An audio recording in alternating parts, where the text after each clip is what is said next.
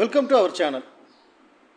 இந்த வீடியோ எதை பற்றி பார்க்க போகிறோம்னா, ரீநீட்னு சுப்ரீம் கோர்ட்லேருந்து இப்போ ஆர்டர் கொடுத்துருக்காங்க. அது யாருக்குன்னா 1563 பேருக்கு, அதாவது கிரேஸ் மார்க் யார் யார் கொடுத்துருக்காங்களோ அவங்களுக்கு ரீநீட்னு சொல்லியிருக்காங்க. இப்போ என்டிஏ தரப்புலேருந்து கொடுத்துருக்கிறது 1563 பேருக்கு. யார் யார் கிரேஸ் மார்க் கொடுத்துருக்காங்க டீட்டெயில் எதுவும் கொடுக்கல, இன்னும் விடுவாங்கன்னு நினைக்கிறேன், அதை ரிலீஸ் பண்ணுவாங்கன்னு நினைக்கிறேன்.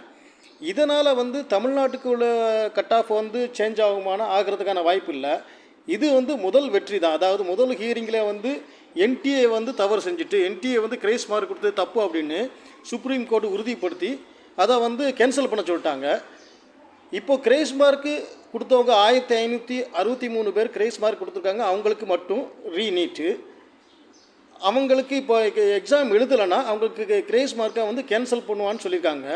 பட்டு அஃபிஷியலாக இதுதான் நியூஸை தவிர அன்அஃபிஷியலாக என்ன பார்க்கணுன்னா, எத்தனை பேரை கிரேஸ் மார்க் கொடுத்துருக்காங்கங்கிறது அன்அஃபிஷியலாகவே இருக்குது. இன்னும் அவங்க ரிலீஸ் பண்ணலை. யார் யார் கொடுத்துருக்காங்க, எத்தனை பேர் கொடுத்துருக்காங்க, எவ்வளோ மதிப்பெண் கொடுத்துருக்காங்க, எந்த அடிப்படையில் கிரேஸ் மார்க் கொடுத்துருக்காங்க அப்படிங்கிற டீட்டெயில் இன்னும் என்டிஏ ரிலீஸ் பண்ணலை. இதுக்கப்புறம் வேணால் இந்த 1563 பேருக்கு வேணால் ரிலீஸ் பண்ணலாம். யார் யாருக்குன்னு கண்டிப்பாக ரிலீஸ் பண்ணுவாங்க.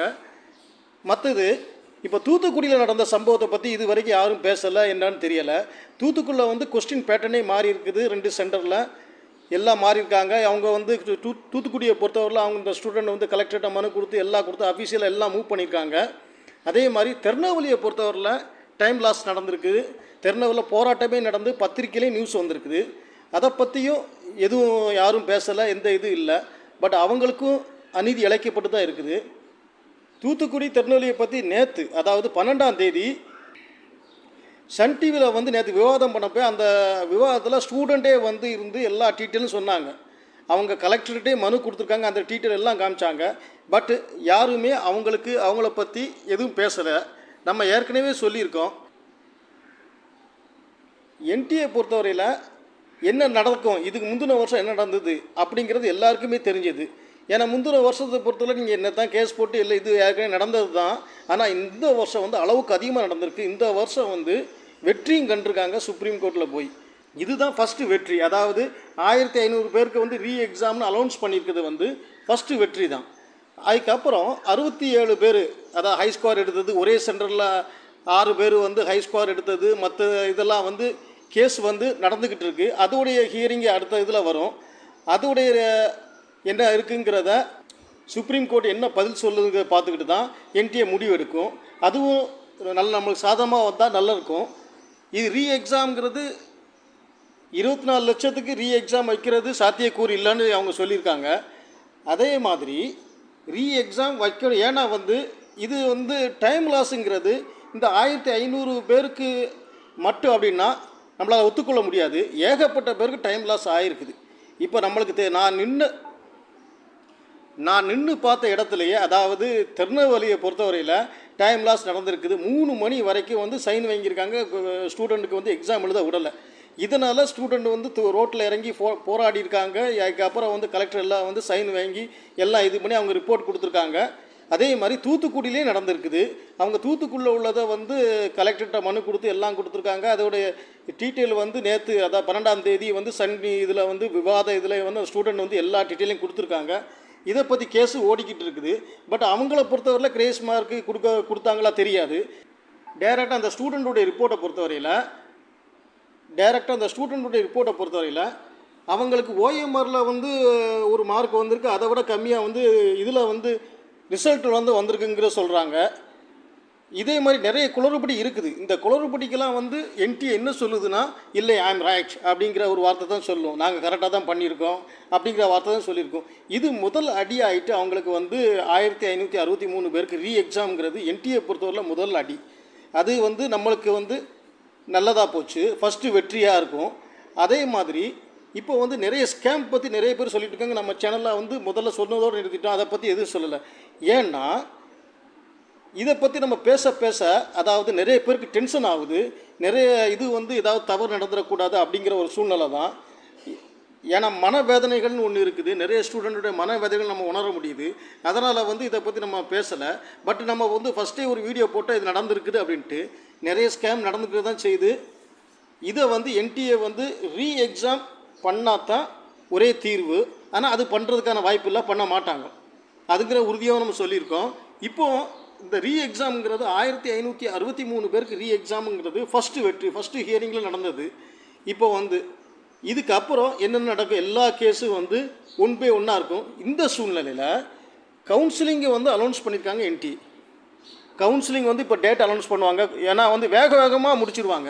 இவங்க வந்து எலெக்ஷன் டயத்தில் ரிசல்ட் விட்டது காரணமும் அதுதான், தவறு நடந்திருக்கனால தான். எலெக்ஷன் விஷயத்தில் வந்து எலெக்ஷன் இதை பற்றி பார்த்துக்கிட்டு இருப்பாங்க எல்லாரும், நீட்டை பற்றி பார்க்க மாட்டாங்கிறனால தான் எலெக்ஷன் டே அன்னைக்கு வந்து, அதாவது ரிசல்ட் அன்னைக்கு வந்து நீட் ரிசல்ட்டே விட்டாங்க. இதில் இருந்து நம்ம குளறுபடி நடந்திருக்குன்னு தெரிஞ்சு போச்சு. இதுக்கு மேலே கோர்ட் ஆர்டர் வர்றதுக்குனால அவங்க வந்து உடனே வந்து கவுன்சிலிங் அனௌன்ஸ் பண்ணுவாங்க. மேக்ஸிமம் கூடிய சீக்கிரம் வந்து கவுன்சிலிங் ஆல் இந்தியா கோட்டாவை பொறுத்தவரை அனௌன்ஸ் பண்ணிடுவாங்க. அதே மாதிரி ஸ்டேட் கோட்டாவை பொறுத்தவரை தமிழ்நாடுக்கு அனௌன்ஸ் பண்ணிடுவாங்க. தமிழ்நாடை பொறுத்தவரையில் இந்த ரீ எக்ஸாம் பொறுத்தவரையில், தமிழ்நாடை பொறுத்தவரையில் வந்து மார்க்கு வந்து எந்த பாதிப்பு இது பண்ணாது, சேஞ்ச் ஆகாது. ஏன் நம்ம வந்து கட் ஆஃப் ஏன் வந்து இது பண்ணலைன்னா, எத்தனை ஸ்டூடெண்ட் வந்து 650க்கு மேலே இருக்காங்க, எத்தனை ஸ்டூடெண்ட் 600க்கு மேலே இருக்காங்க, தமிழ்நாட்டில் எத்தனை ஸ்டூடெண்ட் இருக்காங்க, 650க்கு மேலே, 600க்கு மேலே எத்தனை, 550க்கு மேலே எத்தனை, எந்தெந்த கேட்டகரி இருக்கிறாங்க, முழு டீட்டெயில் தெரியல.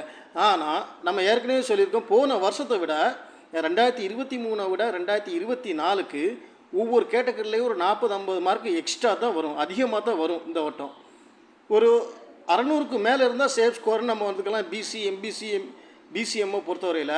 பட் 600 கீழே இறங்கும், 590 வரைக்கும் வர்றதுக்கு வாய்ப்பு உண்டு. ஆனால் எஸ்சியை பொறுத்தவரை போன வருஷத்தை விட எஸ்சி எஸ்டியை பொறுத்தவரை 50 மார்க்குக்கு மேலே இருந்தால் தான் இந்த வட்டம் கிடைக்கிற மாதிரி உள்ள வாய்ப்புகள் இருக்குது. அதே மாதிரி 7.5 பொறுத்தவரையில் மேக்சிமம் வந்து 500 தொடுறதுக்கான வாய்ப்புகள் தான் இருக்குது. பிசிஎம்மை பொறுத்தவரை 500க்கு பக்கத்தில் வர்றதுக்கான வாய்ப்புகள் அதிகமாக இருக்குது. 500க்கு குறையலாம், 2000 ரவுண்டு 3000 ரவுண்டில் 500 குறையலாம். பட் 500க்கு மேலே இருக்கிறதுக்கான வாய்ப்புகள் அதிகமாக இருக்குது. ஏன்னா அத்தனை பேருடைய மார்க்கை நம்ம கலெக்ட் பண்ணும்போது அவ்வளோ பேர் மார்க்கும் எடுத்திருக்காங்க. மற்ற எஸ்சி எஸ்டியை பொறுத்தவரை 450க்கு மேலே வந்து வர்றதுக்கான வாய்ப்புகள் இருக்குது. இந்த வட்டம் வந்து அதிகமான கட் ஆஃப் 7.5 பொறுத்தவரையில் 2024க்கு வந்து 23 விட 7.5ல் அதிக கட் ஆஃப் இருக்கிறதுக்கான வாய்ப்புகள் இருக்குது. இந்த கோர்ட் ஆர்டர் வந்து 1563 பேர் வந்து தமிழ்நாடுக்கு எந்த பாதிப்பு இருக்காது இந்த மார்க் அடிப்படையில். ஏன்னா இது வந்து ஃபுல்லாக அவங்க அந்த சைடு தான், நார்த் சைடு தான் சொல்லியிருக்காங்க. இதுக்கப்புறம் நம்ம ஒரு சென்டரில் வந்து 6 பேர் எழுதியிருக்காங்க, அதோடைய ஹியரிங் இருக்குது. அப்புறம் 67 பேர் ஹை ஸ்கோர் ஹியரிங் இருக்குது. இன்னொரு முக்கியமான விஷயம் வந்து இப்போ நிறைய வந்து இது வந்துக்கிட்டு இருக்குது, எந்த அளவுக்கு உண்மைன்னு தெரியல. பட்டு 12ல் வந்து மார்க் கம்மியாக இருந்தவங்க வந்து நீட்டில் எப்படி மார்க் எடுத்திருக்காங்க அப்படிங்கிறது வந்தது. இது என்னுடைய கருத்து வந்து 12ல் மார்க் கம்மியாக இருக்காங்க, 12த்தை வந்து படிக்கலாம் அவங்க. அந்த இடத்துல வந்து 11th 12த்தை பொறுத்தவரை என்சிஆர்டி புக்கை படிச்சிருக்காங்க. அதனால் வந்து 12ல் மார்க் கம்மியாக வந்து இதில் நீட்டில் வந்து மார்க் கூடுறதுக்கான வாய்ப்புகள் இருக்குது.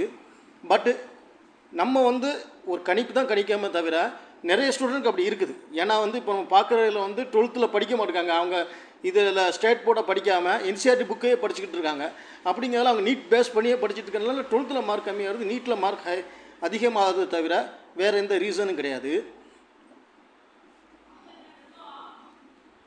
இப்போ அடுத்தடுத்த ஹியரிங்கை வந்து நம்ம பார்த்துட்டு இருப்போம். தேங்க்யூ ஃபார் வாட்சிங். நம்ம சேனல் சப்ஸ்கிரைப் பண்ணாதுங்க, சப்ஸ்கிரைப் பண்ணிவிடுங்க. பக்கத்தில் இருக்க பெல் ஐக்கானை கிளிக் பண்ணிவிடுங்க. அப்போ தான் நம்ம போடுற வீடியோ நோட்டிஃபிகேஷனாக உடனே வரும்.